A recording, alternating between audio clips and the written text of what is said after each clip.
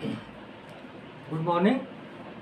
आज हम लोग प्रतियोगिता दर्पण अगस्त 2023 का राष्ट्रीय घटनाक्रम को पढ़ने वाले हैं। जैसा कि आप देख सकते हैं कि यहाँ पर कुछ डब्बा दिया गया, कुछ बॉक्स दिया गया है।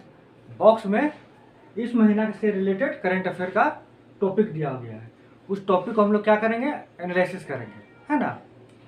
अभी हाल में जो बीपीएससी का एग्जाम होने वाला है उसके लिए अगस्त और सितंबर महीना का जो करंट अफेयर होगा वो बहुत ही ज़्यादा जरूरी होगा, इसलिए इसको हम लोग अभी ध्यानपूर्वक पढ़ेंगे। ठीक है, आगे देखते हैं।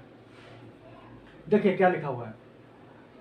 टारपीडो द्वारा पानी के भीतर लक्ष्य भेजने का नौसेना के द्वारा सफल परीक्षण किया गया है ना।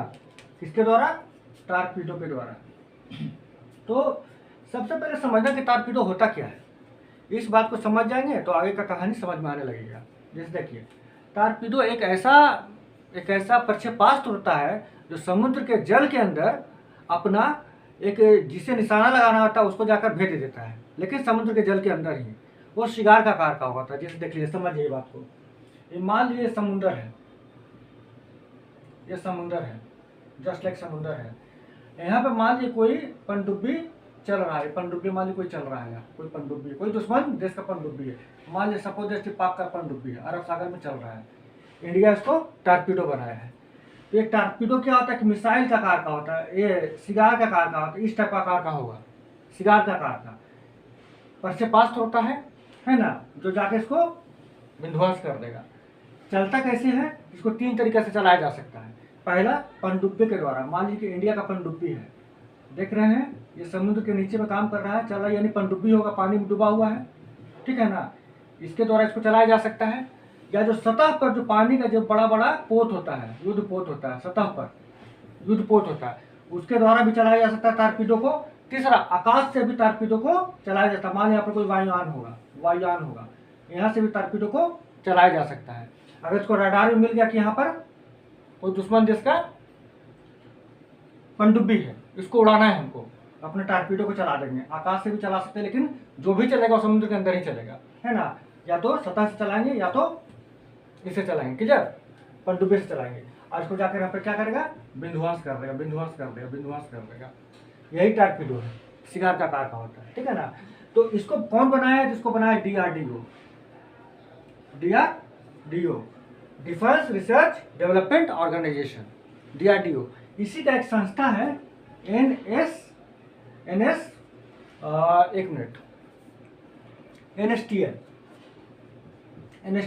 एनएसटीएल ने बनाया है, यानी कि naval science technology limited. Naval science technology limited, ठीक है ना, ये इसको बनाया है। तो ये मोटा मोटी यही बात है, इसको समझ जाने का है। इसको बनाने वाला डीआरडीओ है, डीआरडीओ का एक संस्था एनएसटीएल वो बनाया है। ऐसा क्या वर्क प्रोसेस है वो हम लोग को समझ जाना है। समझ गए? हम लोग अब आगे बढ़ते हैं।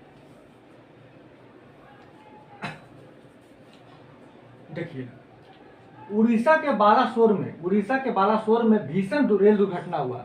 अभी 2 जून 2023 को उड़ीसा का एक बालासोर जगह का नाम है, वहाँ पर रेल दुर्घटना हुआ है। वो रेल दुर्घटना क्या था? तो आपका सेंट्रल चेन्नई कोरोमंडल एक्सप्रेस था, ठीक है ना। सेंट्रल चेन्नई कोरोमंडल एक्सप्रेस था वो, और आपका बेंगलुरु हावड़ा एक्सप्रेस टकराया है, ठीक है ना। और कहाँ पे टकराया है? बालासोर में टकराया है। और उससे क्या हुआ है? सैकड़ों लोग हताहत हुए, सैकड़ों लोग का मृत्यु हुआ है। इसको पहले नोट कर लीजिए और उसका फिर हम लोग आगे देखते हैं, ठीक है ना। चलिए,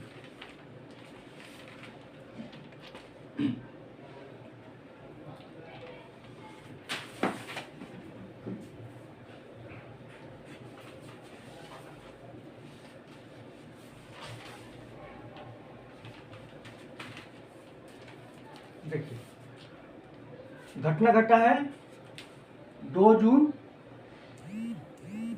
2023 को। कहाँ पर? बालासोर कहाँ है भाई? उड़ीसा में, ठीक है ना। कौन सा ट्रेन था? चेन्नई शालीमार, पूरा नाम है, पूरा नाम लिख लीजिए। शालीमार, चेन्नई सेंट्रल, कोरोमंडल। और दूसरा ट्रेन था जिससे टकराया है, उसका नाम था Bengaluru Howrah superfast express. Clear. इस ट्रेन का नाम याद रख लीजिए, ये घटना बहुत बड़ा घटना था। हो सकता है कि एग्जाम में पूछ दे बीपीएससी पीटी में। हाल का घटना है और ये घटना बहुत बड़ा घटना था, याद रखिएगा। इसका कम से कम ट्रेन का नाम तो याद ही रखिएगा, अब 1200 नाम याद रखिएगा। दूसरा कि सबसे बड़ा इसमें प्रॉब्लम ये था कि जिस रूट पे ट्रेन चल रहा था उस रूट पर जो एक सुरक्षा कवच होता है, जिसको हम लोग कवच नाम दिया गया है, रेलवे दुर्घटना को टक्कर से रोकने के लिए एक टक्कर रोधी एक प्रणाली बनाया गया, टक्कर रोधी प्रणाली बनाया गया, उसका नाम है कवच, टक्कर रोधी प्रणाली।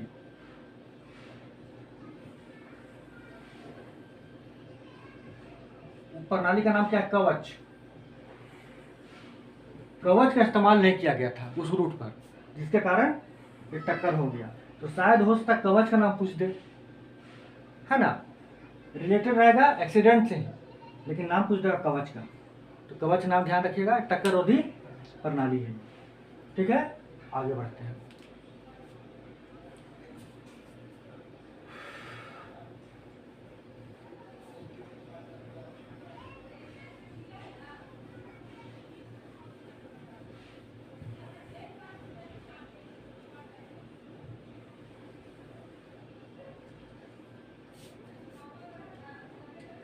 तो क्या है? उच्च शैक्षणिक संस्थानों की शिक्षा मंत्रालय की अखिल भारतीय रैंकिंग 2023। देखिए, भारत में जितने भी उच्च शैक्षणिक संस्थान हैं उसका रैंकिंग क्या है, उसके बारे में शिक्षा मंत्रालय ने एक सर्वे किया। उस सर्वे के अनुसार उसका रैंकिंग किया गया उस शैक्षणिक संस्थानों का, है ना। कुछ कुछ कैटेगरी बनाया गया, उस कैटेगरी में कौन सा संस्थान आगे है, जिसमें से प्रमुख है ओवरऑल कैटेगरी, ओवरऑल श्रेणी। इसमें आपको कौन है? IIT Madras, IIT Madras. ठीक है, यूनिवर्सिटी में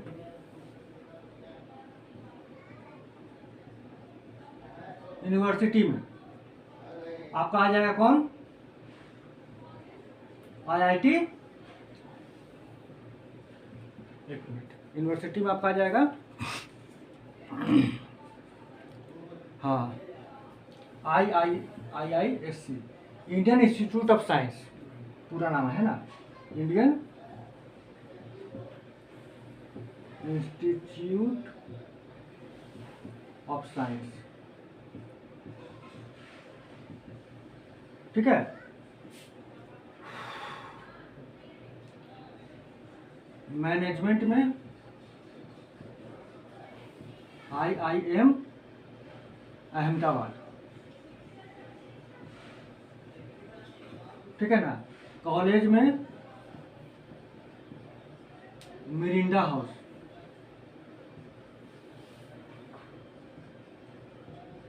ये दिल्ली यूनिवर्सिटी में आता है।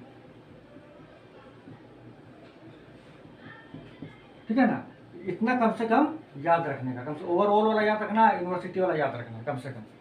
ठीक है ना, वैसे और भी है, जैसे कि वीडियो में देखिएगा तो ये आपका नेशनल लॉ इंस्टीट्यूट हो जाएगा। ठीक है ना, और भी बहुत सारा, लेकिन सबसे इंपॉर्टेंट ओवरऑल में और एक यूनिवर्सिटी में। ओवरऑल में कौन है? IIT मद्रास। यूनिवर्सिटी में कौन है? Indian institute of science. इसको तो कम से कम याद रखना है। ठीक है, आगे आते हैं, इसको नोट कर लीजिए। देखिए, हरियाणा में 75 वर्ष से अधिक पुराने वृक्षों के रखरखाव के लिए 2500 रुपये प्रति माह पेंशन दिया जाएगा, प्राण वायु देवता पेंशन योजना। ठीक है, इसके बारे में हम लोग देखते हैं, और ये बहुत ही इंपॉर्टेंट योजना है क्योंकि ये पर्यावरण से रिलेटेड है, और अभी हाल 2 महीना पहले का है, इसलिए एग्जाम का पर्पज से ज़्यादा इंपॉर्टेंट हो जाता है ये। देखिए, हरियाणा सरकार ने पर्यावरण का रक्षा के लिए वृक्षों का रक्षा के लिए, अब विशेषकर पुराने वृक्षों का रक्षा के लिए जो हरा भरा है और उसको बचाया जा सकता है, उसका रक्षा के लिए एक योजना चालू किया, उसका नाम है प्राण वायु देवता पेंशन योजना। इसके तहत जो 75 साल पुराने वृक्ष हो जाएंगे और अभी भी हरा भरा है, मतलब सूखा नहीं है, उसमें ना कोई रोग लगा है, नहीं खोखला टाइप का हुआ है, अभी भी हरा भरा है और उसको और अच्छा से स्वस्थ रखा जा सकता है, उन वृक्षों के लिए प्राण वायु देवता पेंशन योजना लाया है, जिसके तहत जो व्यक्ति उस वृक्षों का रखवाली करेगा, केयर टेकिंग करेगा, उसको महीना में 2500 रुपया पेंशन दिया जाएगा प्रति वृक्ष। ठीक है ना, बस यही हिसाब किताब है। यानी कि वृक्ष क्या होना चाहिए, 75 वर्ष, वृक्ष का आयु कितना होना चाहिए, 75 वर्ष। हो सकता है एज ही पूछ दे, वृक्ष का आयु कितना होना चाहिए, 75 वर्ष से पुराना होना चाहिए, 75 व्यक्ति उससे पुराना। दूसरा, पेंशन कितना मिलेगा, 2500 रुपया। निश्चित रूप से पर्यावरण के लिए हितकारक होगा, ऑब्वियसली होगा, है ना। आगे हम लोग आते हैं, दिव्यांग उद्यमियों कारीगरों के उत्पादों के प्रदर्शन एवं विपणन हेतु दिव्य कला मेला का आयोजन। देखिए, जो दिव्यांग जन है समाज का, उनका सशक्तिकरण के लिए सरकार के द्वारा बहुत सारे उपाय किए जा रहे हैं, है ना। जिसमें क्या है कि मेला का आयोजन किया जाएगा। वो दिव्यांग जन जो कारीगर होंगे, काशीदाकार का काम करेंगे या कोई चीज़ बनाएंगे, है ना, कोई चीज़ उत्पाद तैयार करेंगे, तो उस उत्पाद को मार्केट तक ले जाने का उनका क्षमता थोड़ा कम होता है। तो सरकार क्या करेगा, उसके लिए सहायता करेगा। सहायता कैसे करेगा, तो अलग अलग शहरों में, प्रमुख शहरों में जाकर प्रदर्शनी मेला लगाएगा और उस मेला में जो दिव्यांगजन है, उद्यमी या कारीगर हैं, उनका उत्पादों को जाकर क्या किया जाएगा, प्रदर्शन किया जाएगा, ताकि उसको बढ़ावा मिल सके और डिमांड बढ़ सके मार्केट में, ताकि इनका रोजगार सुनिश्चित हो सके। तो बस यही काम गवर्नमेंट कर रहा है, समझ रहे हैं ना बात को। तो ये भी ज़्यादा इम्पोर्टेंट, बहुत ज़्यादा बन जाता है। ठीक है ना, देखिए समझिए बात को।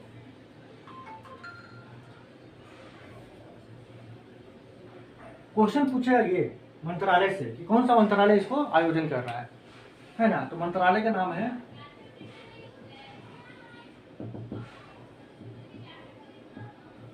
सामाजिक न्याय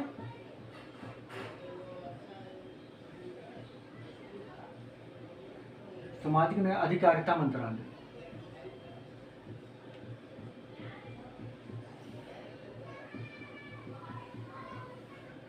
ठीक है, सामाजिक न्याय अधिकारिता मंत्रालय, इस मंत्रालय के द्वारा यह प्रदर्शनी का आयोजन किया जा रहा है।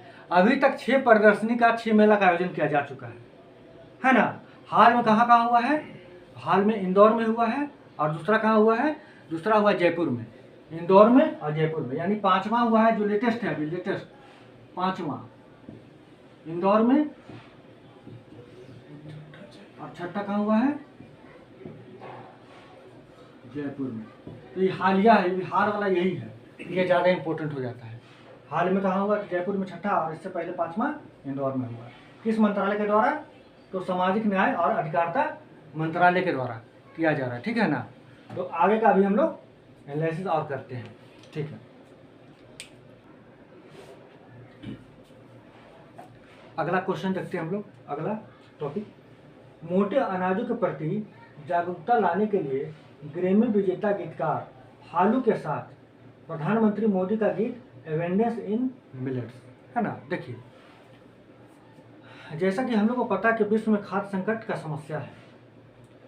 खाद्य संकट का समस्या क्यों है, इसका एक कारण है कि हम लोग जनरली गेहूं या चावल पर ही डिपेंड करते हैं। जौ, बाजरा, मक्का, ये सब का उपयोग बड़ा ही खाने पीने में कम करते हैं, जबकि ये भी पौष्टिक आहार है स्वास्थ्य के लिए भी। और यदि इन सब आहार का हम लोग शामिल कर लेंगे, अपना मुख्य आहार में शामिल कर लेंगे, तो गेहूं और चावल पर क्या हो जाएगा, निर्भरता थोड़ा कम हो जाएगा। इससे फूड सिक्योरिटी पर दबाव कम पड़ेगा और धीरे धीरे सबको अनाज मिलने लगेगा। ठीक है ना। इसके लिए 2023 में संयुक्त राष्ट्र संघ के द्वारा 2023 को मोटे अनाजों का वर्ष भी घोषित किया गया है, ताकि मोटे अनाजों के प्रति लोगों को क्या हो, जागरूकता हो। इसी जागरूकता को फैलाने के लिए हमारे देश के माननीय प्रधानमंत्री मोदी जी और ग्रैमी अवार्ड से नवाजा हुआ एक गीतकार है, क्या नाम है, फालू। दोनों ने मिलकर क्या किया है, एक गीत का रचना किया है। उसका नाम है क्या है, एबेंडेंस इन मिलेट्स। एबेंडेंस का मतलब होता है पर्याप्त मात्रा, मिलेट्स का मतलब होता है मोटा अनाज, यानी जो मोटा अनाज है पर्याप्त मात्रा में सबके लिए सुनिश्चित हो सके। इससे क्या होगा, भूखमरी की समस्या दूर होगा। तो इसलिए ये क्वेश्चन बड़ा इंपॉर्टेंट हो जाता है, एबेंडेंस इन मिलेट्स। दो बातें यहाँ पर इंपॉर्टेंट है। पहला, संयुक्त राष्ट्र संघ के द्वारा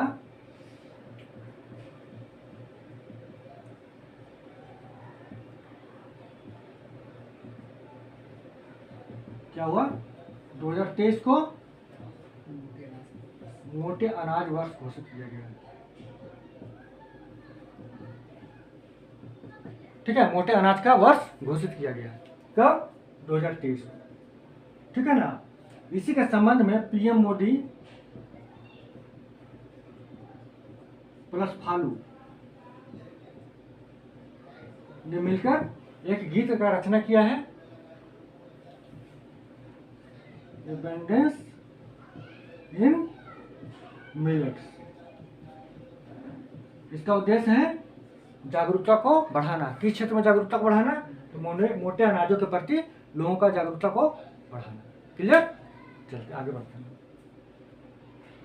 2024 के लोकसभा चुनाव के लिए विपक्षी दलों द्वारा एकजुटता का पहल, पटना में बैठक। देखिए 2024 में लोकसभा का चुनाव होने वाला है, तो जितने विपक्षी राजनीतिक दल हैं सब एकजुट हो रहे हैं, एक गठबंधन का निर्माण कर रहे हैं, ताकि मौजूदा जो सत्ता है एनडीए का, उसको एक मजबूत चुनौती दे सकें।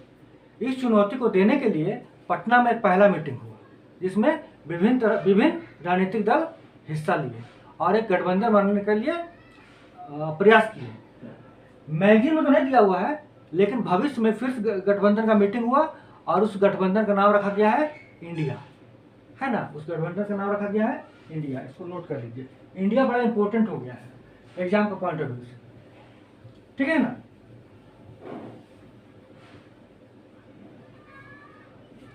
तो विपक्षी दलों का जो गठबंधन है,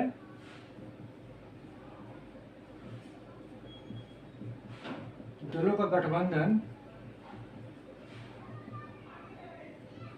का पहला मीटिंग कहाँ हुआ है, पहला सम्मेलन मीटिंग जो बोलिए आप, पटना में। फिर आगे और मीटिंग का दौर चला, उसमें गठबंधन का नाम रखा गया है, नाम रखा गया क्या,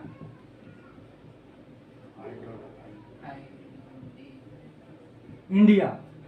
आई for Indian, N for national, D for development, I for inclusive, A for alliance. लिख दे रहे हैं, हो सकता फुल फॉर्म ही पूछ दे। और ये VVI रख लीजिए इसको आप, है ना, क्योंकि इतना चर्चा का विषय है और इसके कारण देश का नाम पर विवाद होने लगा कि भारत रखेंगे कि इंडिया रखेंगे, और चर्चा का विषय बन गया। इसलिए ये बड़ा ही ज़्यादा इंपॉर्टेंट बन जाता है। और इसका फुल फॉर्म क्या हो जाएगा, Indian national development inclusive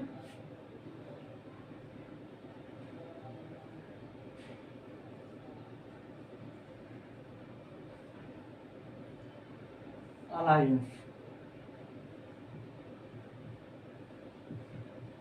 clear, Indian national development inclusive alliance, India का फुल फॉर्म हो गया।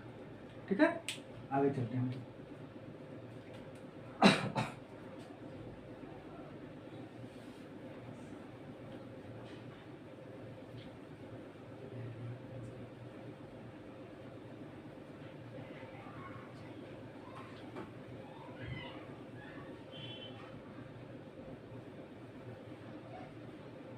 देखिए, तमिलनाडु सरकार ने भी राज्य में CBI जांच हेतु प्रदत्त समान अनुमति वापस ले ली। देखिए, CBI जब किसी राज्य में जांच करने के लिए जाता है, जांच के उद्देश्य से जाता है, तो राज्य सरकार का पूर्व अनुमति लेना पड़ता है कि हम आपके राज्य में आ रहे हैं, जांच करने के लिए ले आ सकते हैं या नहीं।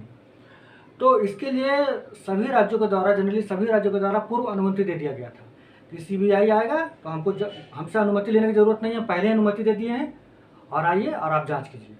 लेकिन हाल ही में ये सीबीआई का जो कार्यशैली है वो विवाद के दायरे में रहा। जो विपक्ष के दल हैं, जो सरकार, जो सत्ता में बैठा हुआ केंद्र सरकार और जो राज्यों में अलग अलग दलों का जो सरकार है, दोनों में ये मतभेद रहता है कि सीबीआई जो है सत्ता का पक्ष में काम करती है और विपक्ष के नेताओं को, विपक्ष के दलों को, विपक्ष के सरकारों को तंग करती है ना। इसलिए क्या करने लगा कि जो विपक्ष का जो दल है वो सीबीआई का जो पूर्व में अनुमति दिया गया था उस अनुमति को वापस ले लिया। अब सीबीआई को अनुमति वापस लेने से क्या होगा, अब सीबीआई को जब भी एंट्री लेना पड़ेगा राज्य में जांच के लिए, उसको अनुमति लेना पड़ेगा। पहले तो होता कि पूर्व अनुमति मिला हुआ है तो आराम से आके धड़ल्ले से, अब है कि अनुमति वापस ले लिए तो आपको एंट्री लेना पड़ेगा, तो हमसे पहले पूछना पड़ेगा। तो कहीं कितना राज्य हो गया, तो पहले तक मिजोरम ले चुका है वापस, दूसरा सॉरी केरल ले चुका है वापस, पश्चिम बंगाल ले चुका है वापस, छत्तीसगढ़ ले चुका है वापस, पंजाब ले चुका है वापस, अब लेटेस्ट में तमिलनाडु भी पूर्व अनुमति वापस ले लिया है कि अब आप आराम से मेरा राज्य में आकर किसी को भी पकड़ नहीं सकते हैं, पहले से अनुमति लीजिए, अनुमति देंगे तभी आप एंट्री ले पाइएगा, ठीक है ना। तो ये तमिलनाडु वापस ले चुका है, ठीक है। आगे बढ़ते हैं। राष्ट्रीय अनुसंधान फाउंडेशन हेतु विधेयक, राष्ट्रीय अनुसंधान फाउंडेशन हेतु विधेयक। देखिए, गवर्नमेंट चाह रहा है कि देश में उच्च स्तर का अनुसंधान हो, हाई लेवल का रिसर्च और डेवलपमेंट का काम हो। इसके लिए एक राष्ट्रीय अनुसंधान फाउंडेशन का निर्माण करना चाहता है, स्थापना करना चाह रहा है ना। नेशनल रिसर्च फाउंडेशन, इसको इंग्लिश में बोलेंगे, क्या बोलेंगे, इसको शॉर्ट फॉर्म है नेशनल, राष्ट्रीय का हो जाएगा नेशनल, अनुसंधान का हो जाएगा क्या, रिसर्च, फाउंडेशन का हो जाएगा NRF। इसका स्थापना करने के लिए क्या लाया है, विधेयक ला रहा है। ये काम क्या करेगा, उच्च स्तरीय अनुसंधान, उच्च स्तरीय रिसर्च का काम करेगा। और इसका पदेन अध्यक्ष, इसका जो गवर्निंग बॉडी होगा, गवर्निंग बोर्ड होगा, उसका पदेन अध्यक्ष कौन होंगे पता है, PM होंगे। ये बहुत इंपॉर्टेंट होगा क्योंकि इसका पदेन अध्यक्ष PM बनने वाले हैं, clear. NRF, national research foundation क्या करेगा, इसका उद्देश्य क्या है, तो उसका उद्देश्य है उच्च स्तरीय अनुसंधान, अनुसंधान में तो समझ ही रहे होंगे, रिसर्च करना, ठीक है, बस यही था। अगला क्या है, QS रैंकिंग 2024, इसके बारे में जान लेते थोड़ा।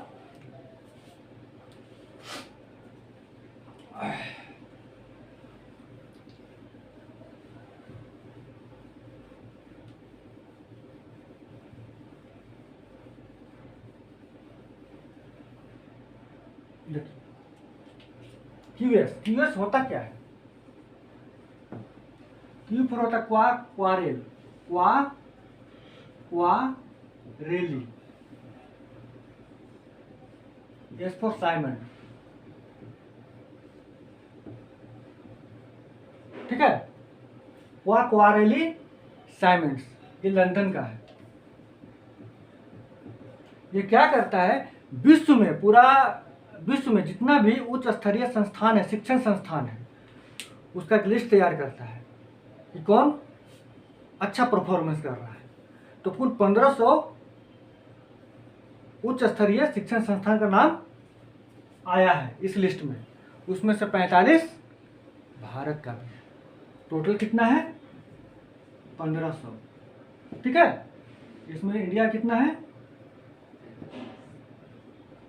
45 संस्थान का उल्लेख किया गया है, क्लियर।